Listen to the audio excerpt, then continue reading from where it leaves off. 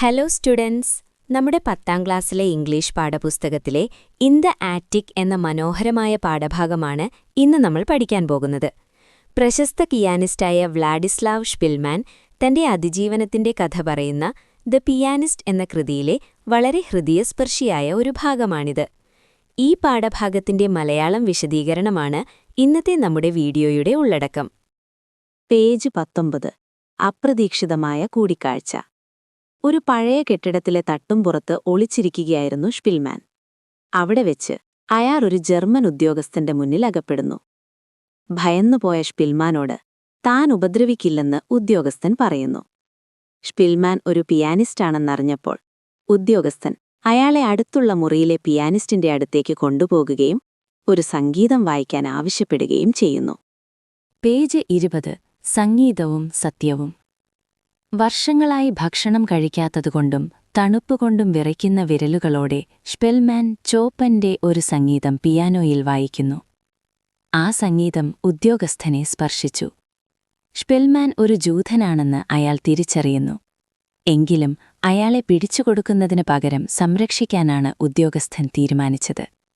ഷ്പിൽമാൻ ആവശ്യമായ ഭക്ഷണം നൽകാമെന്ന് അയാൾ വാഗ്ദാനം ചെയ്യുന്നു.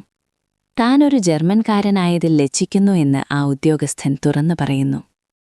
പേജ് 21. കാത്തിരിപ്പിന്റെ ദിവസങ്ങൾ. 3 ദിവസത്തിനു ശേഷം രാത്രിയിൽ ഉദ്യോഗസ്ഥൻ ഭക്ഷണവുമായി മടങ്ങിയെത്തുന്നു. യുദ്ധം ഉടൻ അവസാനിക്കുമെന്നും കുറച്ച് ആഴ്ചകൾ കൂടി ക്ഷമയോടെ കാത്തിരിക്കണമെന്നും അയാൾ ഷ്പിൽമാന് ധൈര്യം നൽകുന്നു. പുറത്ത് യുദ്ധത്തിന്റെ ശബ്ദങ്ങൾ കുറഞ്ഞുവരുന്നത് ഷ്പിൽമാൻ ശ്രദ്ധിക്കുന്നു. എങ്കിലും ഭയവും ഏകാന്തതയും അയാളെ വിട്ടുപോയിരുന്നില്ല. പേജ് 22. അവസാനത്തെ കൂടിക്കാഴ്ച. ഡിസംബർ 12-ന് ഉദ്യോഗസ്ഥൻ അവസാനമായി ഷ്പിൽമാനെ കാണാനെത്തുന്നു. താൻ ആ നഗരം വിട്ടുപോവുകയാണെന്നും ഇനി അങ്ങോട്ട് സ്വയം ശ്രദ്ധിക്കണമെന്നും അയാൾ പറയുന്നു. നന്ദി പ്രകടിപ്പിക്കാൻ ഷ്പിൽമാൻ തന്റെ പേരും താൻ മുമ്പ് ജോലി ചെയ്തിരുന്ന പോളിഷ് റേഡിയോ എന്ന വിവരവും അയാൾക്ക് നൽകുന്നു. യുദ്ധത്തിനു ശേഷം താൻ അവിടെയുണ്ടാകുമെന്നും എപ്പോഴെങ്കിലും സഹായം വേണമെങ്കിൽ വരണമെന്നും ഷ്പിൽമാൻ പറയുന്നു. പേജ് 23. മോചനത്തിന്റെ ശബ്ദം. ജനുവരി പകുതിയോടെ യുദ്ധം അതിന്റെ അവസാന ഘട്ടത്തിലെത്തി. വലിയ ശബ്ദത്തോടെയുള്ള പീരങ്കി ആക്രമണങ്ങൾക്കും വെടിയൊച്ചകൾക്കും ശേഷം നഗരത്തിൽ നിശബ്ദത പടർന്നു. പെട്ടെന്ന് റേഡിയോയിലൂടെ പോളണ്ടിന്റെ വിജയാഘോഷങ്ങളും ജർമ്മനിയുടെ പരാജയവും അറിയിച്ചുകൊണ്ടുള്ള അനൗൺസ്മെന്റുകൾ ഷ്പിൽമാൻ കേൾക്കുന്നു. ഒടുവിൽ താൻ സ്വതന്ത്രനാകാൻ പോകുന്നുവെന്ന് അയാൾ തിരിച്ചറിയുന്നു. പേജ് 24. ഒരു ജർമ്മൻ കോട്ടും തെറ്റിദ്ധാരണയും. തണുപ്പിൽ നിന്ന് രക്ഷപ്പെടാൻ ഉദ്യോഗസ്ഥൻ നൽകിയ ജർമ്മൻ സൈനിക കോട്ട് ധരിച്ചാണ് ഷ്പിൽമാൻ പുറത്തിറങ്ങുന്നത്. ഇത് കണ്ട പോളിഷ് സൈനികർ അയാൾ ഒരു ജർമ്മൻകാരനാണെന്ന് കരുതി വെടിവെക്കാൻ തുനിയുന്നു. ഞാനൊരു പോളിഷ്കാരനാണ്, വെടിവെക്കരുത് എന്നുറക്കെ വിളിച്ചു പറഞ്ഞതോടെയാണ് അവർക്ക് സത്യം മനസ്സിലായത്.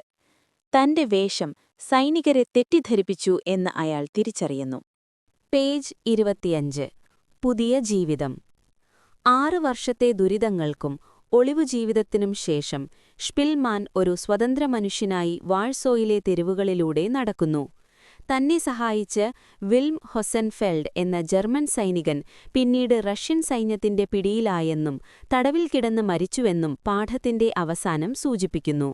യുദ്ധത്തിനിടയിലും നിലനിന്ന മാനുഷിക മൂല്യങ്ങളുടെ കഥയാണിത്. കുട്ടികളെ, നിങ്ങൾക്ക് വീഡിയോ ഉപകാരപ്രദമായെന്ന് കരുതുന്നു. Thanks for watching.